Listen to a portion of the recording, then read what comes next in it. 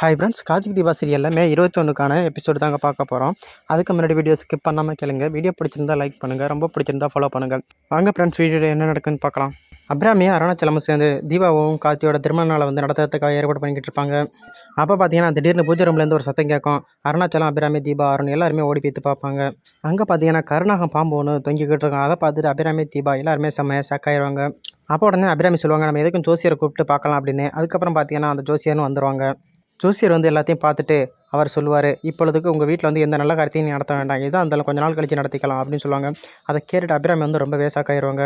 அப்போ உடனே அபிராமி கேட்பாங்க, எதுக்காக சாமி நீங்கள் எதனா நடத்த வேணாம்னு சொல்கிறீங்க அப்படின்னு. அதுக்கு உடனே அந்த சாமியாக சொல்லுவாங்க, உங்கள் வீட்டில் ஏதோ ஒரு துஷ்ட சக்தி வந்து அணுகி இருக்குது, அதனால தான் இப்படியெல்லாம் நடக்குது. நீங்கள் கொஞ்சம் நாளைக்கு எந்த ஒரு நல்ல காரியத்தையுமே நடத்த வேண்டாம், அப்படி நீங்கள் நடத்துனீங்கன்னா அந்த வீட்டில் உள்ளவங்க உயிருக்கே வந்து பெரிய ஆபத்து வரும் அப்படின்னு சொன்னதோட அதை கேட்டுட்டு அருணாச்சலம் வந்து செமையாக அதிர்ச்சி அடைவார். அதுக்கப்புறம் பார்த்தீங்கன்னா ஜோசியர் வந்து சரி நான் போய்த்து வரேன் அப்படின்னு சொல்லிட்டு அங்கேருந்து கிளம்பிடுவாங்க. அதுக்கப்புறம் பார்த்தீங்கன்னா ரம்யாவை காட்டுவாங்க. ரம்யா பார்த்தீங்கன்னா நம்ம கார்த்திக் வந்து கிஃப்ட் அனுப்பியிருப்பாங்களே ஒரு சேரி, அந்த பட்டுப்புடவை கட்டிக்கிட்டு மல்லிகைப்பூலாம் வச்சுக்கிட்டு தலைநடைய அவங்க அப்பா முன்னாடி எடுத்து நிற்பாங்க. உடனே அவங்க அப்பா வந்து அதை பார்த்துட்டு ரொம்பவே அழகாக இருக்காமா, இப்போ தாம்மா நீ சூப்பராக இருக்கிற, உங்கள் அம்மா மாதிரியே இருக்கிற அப்படின்னு சொல்லுவாங்க. அப்போ உடனே ரம்யா கேட்பாங்க அவங்க அப்பா கிட்ட, அப்பா நான் உண்மையிலே நல்லா இருக்கானப்பா அப்படின்னு கேட்பாங்க. அதுக்கு உடனே ரம்யாவோட அப்பா சொல்லுவாங்க, நீ மகாலட்சுமி மாதிரி இருக்கம்மா, உனக்கு என்னம்மா குறைச்ச அப்படின்னு சொல்லுவாங்க. அதை கேட்டுட்டு ரம்யா வந்து ரொம்பவே சந்தோஷப்படுவாங்க. அப்போ உடனே அவங்க அப்பா கேட்பாங்க, என்னம்மா ஃபேக்ட்ரிக்கா போகிற அப்படின்னு கேட்பாங்க. இல்லைப்பா நான் வந்து கம்பெனிக்கு போயிட்டுருக்கேன்ப்பா அப்படின்னு சொல்லிட்டு ரம்யா வந்து அங்கேருந்து கிளம்பிடுவாங்க. அப்புறம் பார்த்தீங்கன்னா ஐஸ்வர்யா காட்டுவாங்க. ஐஸ்வர்யா வந்து ரொம்ப டென்ஷனோட அங்கே இங்கேயே நடந்துக்கிட்டு இருப்பாங்க பரபரப்பா. அப்போ பார்த்தீங்கன்னா ஐஸ்வர்யா செட் பண்ண பாம்பாட்டி வருவாங்க. அப்போ உடனே ஐஸ்வர்யா கேட்பாங்க, என்ன பாம்பாட்டி நீ பாம்பெல்லாம் எடுத்து வச்சிட்டியா அப்படின்னு. அதெல்லாம் நான் எல்லாத்தையுமே பக்காவாக பண்ணிட்டேம்மா, நீங்கள் சொன்ன மாதிரியே அந்த ஜோசியரும் வந்தாருமா. உடனே அந்த ஜோசியரும் நீங்கள் சொன்ன மாதிரியே சொன்னாருமா, இன்னும் எந்த காரியமும் இந்த வீட்டில் வந்து நம்ம நடத்தவே கூடாது, அப்படி ஏதாவது நல்ல காரியம் நடத்துனீங்கன்னா உங்கள் உயிருக்கு ஆபத்து வரும் அப்படின்னு அந்த ஜோசியரும் சொன்னாருமா அப்படின்னு அந்த பாம்பாட்டி வந்து ஐஸ்வர்யா கிட்ட சொல்லிக்கிட்டு இருப்பாங்க. அதுக்கப்புறம் பார்த்தீங்கன்னா ஐஸ்வர்யா வந்து அவருக்கு தேவையான பணத்தை வந்து கொடுத்து அனுப்பி வச்சுறாங்க. அப்போ பார்த்தீங்கன்னா ரியா வந்து ஐஸ்வர்யாவுக்கு கால் பண்ணுவாங்க. அப்போ உடனே ஐஸ்வர்யா கேட்பாங்க, என்ன ரியா நம்ம போட்ட பிளான் வந்து ஒர்க் அவுட் ஆகுது அப்படின்னு கேட்பாங்க. அதுக்கு உடனே ரியா சொல்லுவாங்க, அதெல்லாம் சூப்பராக ஒர்க் அவுட் ஆகுதுக்கா, இன்னும் கூடிய சீக்கிரம் தீபா கார்த்திக் கல்யாண ஃபங்க்ஷன் வந்து எப்படியும் கேன்சல் பண்ணிடுவாங்கன்னு நான் நினைக்கிறேன் அப்படின்னு ரியா சொல்லுவாங்க. அப்போ உடனே ஐஸ்வர்யா சொல்லுவாங்க, அதுக்காக தானே இவ்வளோ செலவு பண்ணியிருக்கேன், அதுக்காக தானே இவ்வளோ பாடுபடுறோம். சரிக்கா, நான் வீட்டில் என்ன நடக்குதுன்னு பார்த்துக்கிட்டு நான் உங்களுக்கு லேட்டாக கால் பண்ணுறேன்க்கா அப்படின்னு சொல்லிட்டு ரியா வந்து ஃபோனை வச்சுருவாங்க. அதுக்கப்புறம் பார்த்தீங்கன்னா அபிராமி குடும்பத்தை தான் காப்பாங்க. அப்போ அருணாச்சலம் பேசிக்கிட்டு இருப்பாங்க, என்ன நாச்சியா திடீர்னு வந்து இந்த ஜோசியர் வந்து எந்த சுகார்த்தையும் நடத்தக்கூடாதுன்னு சொல்லிட்டாரு, இப்போ என்ன பண்ணுறது நாச்சியார் அப்படின்னு அருணாச்சலம் வந்து அபிராமி கிட்டே கேட்டுக்கிட்டு இருப்பாங்க. அப்போ பார்த்தீங்கன்னா தீபா, மைதிலி, மீனாட்சி எல்லாருமே ரொம்ப சோகத்தோடு இருப்பாங்க. என்ன ஜோசியர் வந்து திடீர்னு எப்படி சொல்லிட்டாரு, என்ன நடக்க போகுது அப்படின்னு ரொம்ப பயத்திலே இருப்பாங்க. அப்போ திடீர்னு குறுக்க ரியா வந்து இந்த ஃபங்க்ஷன் வந்து நிறுத்த வேண்டியதான், நீங்கள் படம் எடுக்கும்போது எல்லாமே அவசரமாக நடந்துச்சு, இப்போ வேறு ரொம்பவே அவசரமாக நடந்துகிட்டு இருக்கு, திடீர்னு பாம்பு வேறு வீட்டில் வருது, இதெல்லாம் பார்க்கும்போது எனக்கு நம்ம அந்த கல்யாணத்தை நடத்தினா பெரும் விளைவு ஏற்படும்னு தோணுது, வீட்டில் யாராவது இறந்து போய்த்தா என்ன பண்ணுறது அப்படின்னு ரியா சொல்லுவாங்க. அதை கேட்டுட்டு அபிராமி வந்து செம்மையாக கடுப்பாயிருவாங்க. வாயை மூட்ரி, தேவையில்லாமல் பேசுகிற, உங்ககிட்ட யாராவது கருத்து கேட்டாங்களா, உனக்கு இதை பற்றியெல்லாம் பேசுகிறதுக்கு தகுதி இல்லை அப்படின்னு ரொம்பவே கோவப்படுவாங்க அபிராமி. அப்போ உடனே அபிராமி சொல்லுவாங்க, என்னங்க நான் ஒரு முடிவுக்கு வந்திருக்கேங்க, என்ன நடந்தாலும் பிரச்சனை இல்லை, கல்யாண ஃபங்க்ஷன் வந்து நான் நடத்தியே தீர போகிறேன் அப்படின்னு அபிராமி சொல்லுவாங்க. அதை கேட்டுட்டு ரியா வந்து ரொம்பவே செம்மையாக சாகாயிருவாங்க. அப்போ அருணாச்சலம் கேட்பாங்க, என்ன சரி நீ திடீர்னு இப்படி சொல்கிறேன். ஆமாங்க, இந்த வீடு கட்டி 30 வருஷம் ஆச்சு, பாம்பு பள்ளி எல்லாமே வரதான் செய்யும், அதுக்கெல்லாம் பயந்துக்கிட்டு இருந்தால் நம்ம வந்து நல்ல காரியத்தையெல்லாம் நடத்த முடியாது, கண்டிப்பாக வந்து இதை நடத்தி ஆகணும், ஏன்னா தீபம் வந்து ஆசைப்பட்டுட்டா அப்படின்னு அபிராமி வந்து அருணாச்சலத்துக்கிட்ட பேசிக்கிட்டு இருப்பாங்க. அப்போ உடனே தீபா வந்து சொல்லுவாங்க, அத்தை இதெல்லாம் வேண்டாம் அத்தை, ஏன்னா ஜோசியர் வேறு நடந்ததாச்சும் வீட்டில் பெரிய பிரச்சனை வரும்னு சொல்லியிருக்காங்க, அதனால் இப்போ இதெல்லாம் வேண்டாம் அத்தை, நம்ம எதாக இருந்தாலும் கொஞ்ச நாள் கழிச்சு பண்ணிக்கலாம் அத்தை அப்படின்னு சொல்லுவாங்க. அபிராமி பார்த்தீங்கன்னா அதை எதுவுமே கேட்க மாட்டாங்க. இல்லை தீபா, நம்ம கண்டிப்பாக அந்த ஃபங்க்ஷன் வந்து நடத்தியே தீரணும் அப்படின்னு அபிராமி வந்து ரொம்பவே உறுதியாக இருப்பாங்க. அதில் ரியா பார்த்தீங்கன்னா இதை எல்லாத்தையுமே கேட்டுக்கிட்டு இருப்பாங்க. ரியாவுக்கு வந்து செமையாக கடுப்பாயிருவாங்க. ஐயோ, தீபா கல்யாணம் வந்து எப்படியாவது நடக்க போகுது அப்படின்னு நினச்சிக்கிட்டு இருப்பாங்க. அப்போ உடனே ரியா நினைப்பாங்க, எப்படியாவது இந்த ஃபங்க்ஷன் மட்டும் நடந்துச்சுன்னா கண்டிப்பாக ரம்யா வந்து கார்த்திகை மீட் பண்ண வருவாங்களே, எப்படியாவது 2 பேரும் மீட் பண்ணிக்கிடுவாங்க, அப்போ பெரிய பிரச்சனை ஆயிருமே, நம்ம போட்ட பிளான் எல்லாம் வேஸ்ட்டாக போயிருமே அப்படின்னு ரியா வந்து நினச்சிக்கிட்டு இருப்பாங்க. அப்புறம் பார்த்தீங்கன்னா அபிராமி வந்து அருணை கூப்பிட்டு, அருண் இந்த வீட்டில் இருக்கிற ரெனிவேஷன் ஒர்க்கெல்லாம் முதல் முடிச்சிரு. அப்போ உடனே அருண் இருப்பாங்க, நம்ம அது வரைக்கும் எங்கேமா இருக்குது அப்படின்னு. அப்போ உடனே அபிராமி சொல்லுவாங்க, அதான் நமக்கு வேறு வீடு இருக்கலாம், அங்கே நம்ம தங்கிக்கலாம்ப்பா, இந்த ரெனிவேஷன் ஒர்க்கெல்லாம் முதல் முடியட்டும், அதுக்கப்புறம் வேணால் நம்ம அந்த வீட்டுக்கு வந்துக்கலாம் அப்படின்னு அபிராமி சொல்லுவாங்க. அதுக்கப்புறம் பார்த்தீங்கன்னா ரியா வீட்டை விட்டு வெளியில் போய்ட்டு ஐஸ்வர்யாவுக்கு கால் பண்ணுவாங்க. அப்போ உடனே ஐஸ்வர்யா கேட்பாங்க, என்ன ரியா அந்த ஃபங்க்ஷன் வந்து அத்தை வந்து கேன்சல் பண்ணிட்டாங்களா அப்படின்னு கேட்பாங்க.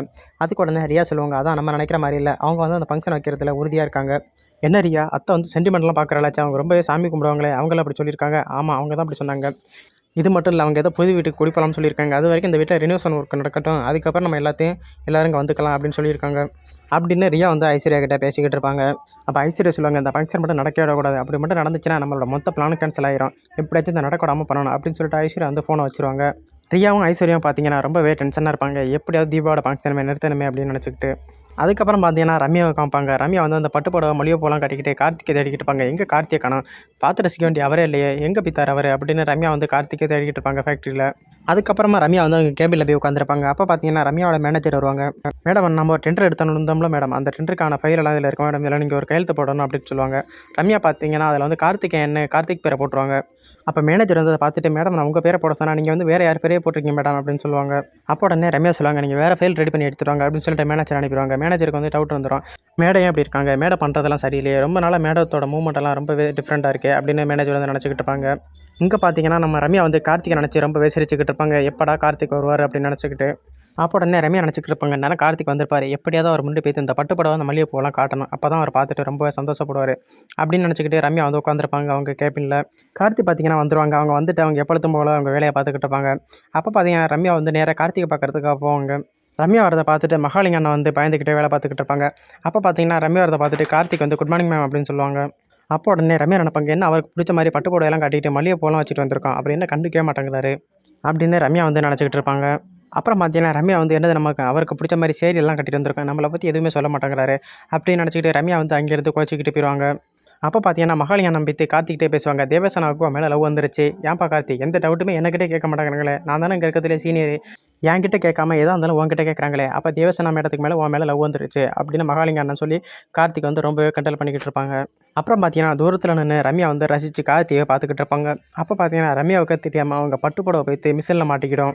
ரம்யா வந்து அதை பார்த்துட்டு, ஐயோ படம் வந்து மாட்டிக்கிட்டு யாராவது காப்பாற்றுங்க அப்படின்னு கத்துவாங்க. கார்த்திக் பார்த்தீங்கன்னா அந்த இடத்துல வேலை பார்த்துக்கிட்டு இருப்பாங்க. கார்த்தி வந்து ஓடி பித்து அவங்க சட்டையை கழட்டி அந்த ரம்யா மேலே போற்றி விட்டுட்டு அந்த சேரியை வந்து கத்தி எடுத்து கிழிச்சு விடுவாங்க. ரம்யா பார்த்தீங்கன்னா கார்த்திக்கோட சட்டையை வந்து போட்டுக்கிடுவாங்க. இது எல்லாத்தையுமே மகாலிங்க அண்ணன் வந்து பார்த்துக்கிட்டு ரசிச்சுக்கிட்டே இருப்பார். ரம்யா மேடத்து மேலே கார்த்திக்கு லவ் வந்துட்டு, கார்த்திக் மேலேயும் ரம்யா மேடத்து மேலே லவ் வந்துட்டு அப்படின்னு மகாலிங்க அண்ணன் வந்து கற்பனை பண்ணிக்கிட்டு இருப்பாங்க. அதுக்கப்புறமா கார்த்திக் வந்து ரம்யா கிட்ட கேட்பாங்க, மேடம் எதுவும் அடிபட்டுருச்சா அப்படின்னு. ரம்யா வந்து அதெல்லாம் ஒன்றும் அடிப்படலை அப்படின்னு சொல்லுவாங்க. சரிங்க மேடம் நீங்கள் கேபினுக்கு போங்க அப்படின்னு சொல்லி அனுப்பிடுவாங்க. ரம்யாவும் கார்த்திக்கை பார்த்துக்கிட்டே போவாங்க. அதுக்கப்புறம் பார்த்தீங்கன்னா மகாலிங்க வந்து கார்த்திக்கிட்ட சொல்லுவாங்க, சேரி கிழிஞ்சதும் ஒரு விதத்தில் நல்லதாக போயிடுச்சு அப்படின்னு சொல்லுவாங்க. அதுக்கு உடனே கார்த்திக் கேட்பாங்க, ஏன் அப்படின்னு. ஆமாப்பா கார்த்திக், மேடத்துக்கு வந்து என்னோடய சட்டையை கிளட்டி கொடுக்கலாம்னு இருந்தேன், நான் அப்படி கிளட்டி கொடுத்துருந்தா கண்டிப்பாக வந்து என்னோடய சட்டையை வாங்கியிருக்க மாட்டாங்க, அதெல்லாம் கொடுத்தவங்க கொடுத்தா தானே வாங்குவாங்க. என்னோடய சட்டையெல்லாம் மேடத்துக்கு எப்படி பிடிக்கும், தேவசேனா மேடத்துக்கு வந்து உங்கள் சட்டையை தானே பிடிக்கும், ஏன்னா அவங்க வந்து உங்களை தானே லவ் பண்ணுறாங்க அப்படின்னு சொல்லி மகாலிங்க அண்ணன் வந்து கார்த்திக் வந்து ரொம்பவே ஓட்டிக்கிட்டு இருப்பாங்க. அப்போ கார்த்திக் கேட்பாங்க, ஏன்னா கண்டதெல்லாம் நினச்சி கற்பனை பண்ணுறீங்க, அப்படியெல்லாம் எதுவுமே இல்லைண்ணா, நான் கேஷுவலாக தானே நான் ஹெல்ப் பண்ணினேன் அப்படின்னு சொல்லுவாங்க. அதுக்கு உடனே மகாலிங்க என்ன சொல்லுவாங்க, அதான் நான் பார்த்தேனப்பா தேவசேனா மூஞ்சில் வந்து 1000 பட்டாம்பூச்சி பறந்துச்சு, நீ சட்டையை கிளட்டி கொடுத்ததோட அவங்க வந்து எவ்வளோ சந்தோஷமாக வாங்கி போட்டுக்கிட்டாங்க தெரியுமா, உன்னை பார்த்து ரசிச்சுக்கிட்டே போனாங்க, அதை கூட நீ பார்க்கலையா அப்படின்னு சொல்லி மகாலிங்க அண்ணன் வந்து கார்த்திக் வந்து ரொம்பவே ஓட்டிக்கிட்டு இருப்பாங்க. அப்போ உடனே மகாலிங்க அண்ணன் நினைப்பாங்க, இவன் போகிற போக்க பார்த்தா இவன் வந்து மெக்கானிக்காக இருக்க மாட்டான், அந்த கம்பெனிக்கே ஓனர் ஆயிரம் பிறகு நம்ம எப்படியாவது இந்த தம்பியை பிடிச்சி நம்ம வந்து இந்த கம்பெனிக்கு மேனேஜர் ஆயிட வேண்டியதான் அப்படின்னு நினச்சிக்கிட்டு மகாலிங்க அண்ணன் வேலை பார்த்துக்கிட்டு இருப்பாங்க. ரம்யா பார்த்தீங்கன்னா கார்த்திகோட சட்டையை போட்டுக்கிட்டு அதெல்லாம் சுமல் பண்ணி பார்த்துக்கிட்டு ரொம்பவே ரசிச்சுக்கிட்டு இருப்பாங்க. அதுக்கப்புறம் பார்த்தீங்கன்னா கார்த்தி வந்து ஒர்க்கெல்லாம் முடிச்சுட்டு வீட்டுக்கு வந்துடுவாங்க. தீபா பார்த்தீங்கன்னா ட்ரெஸ் எல்லாம் துவைக்கிறதுக்காக கார்த்திகிட்ட போய் வாங்குவாங்க. பார்த்தீங்கன்னா அது பேண்ட்டும் டிஷர்ட் மட்டும் தான் இருக்கும். என்னங்க பேண்ட்டும் டிஷர்ட் மட்டும் தான் இருக்கும், உங்களோட ஷர்ட் எங்கே அப்படின்னு கேட்பாங்க. அதுக்கு உடனே கார்த்திக் சொல்லுவாங்க, ரம்யா மேடத்தில் கொடுத்தேன் அப்படின்னு. எதுக்காக நீங்கள் கொடுத்தீங்க அப்படின்னு கேட்பாங்க. அப்போ கார்த்திக் வந்து கம்பெனியில் நடந்த அனைத்து விஷயத்தையுமே தீபா கிட்ட வந்து சொல்லுவாங்க. தீபா வந்து அதை கேட்டுட்டு ரொம்பவே கடுப்பாயிரும், எதுக்கு நீங்கள் ஷர்ட்டெல்லாம் கலட்டி கொடுத்தீங்க, உங்கள் ஷர்ட்டை வந்து தங்கச்சி போடலாம் இல்லைனா நான் போடலாம், கல்யாணம் ஆன ஷர்ட்டை வந்து வேறு ஒருத்தி போட முடியுமா அப்படின்னு தீபா வந்து கார்த்திக் மேலே வந்து ரொம்பவே கோவப்பட்டு சண்டை போடுவாங்க. நான் தாங்க உங்கள் பொண்டாட்டி, உங்கள் சட்டையை போடுறதுக்கு எனக்கு மட்டும் தான் உரிமை இருக்குது, அப்படி உங்களுக்கு தங்கச்சி இருந்தால் உங்கள் தங்கச்சிக்கு மட்டும் தான் உரிமை இருக்குது, நீங்கள் எப்படி அவளுக்கு கொடுக்கலாம், அவளுக்கு அறிவு இல்லை, ஏங்க அவ்வளோ பேர் இருந்தாங்களே அவங்க சட்டையை வாங்கி அவள் போட வேண்டியதானே, அவள் எப்படி உங்கள் சட்டையை வாங்கி போட்டா அப்படின்னு தீபா வந்து ரொம்பவே கோவத்தில் கத்துவாங்க.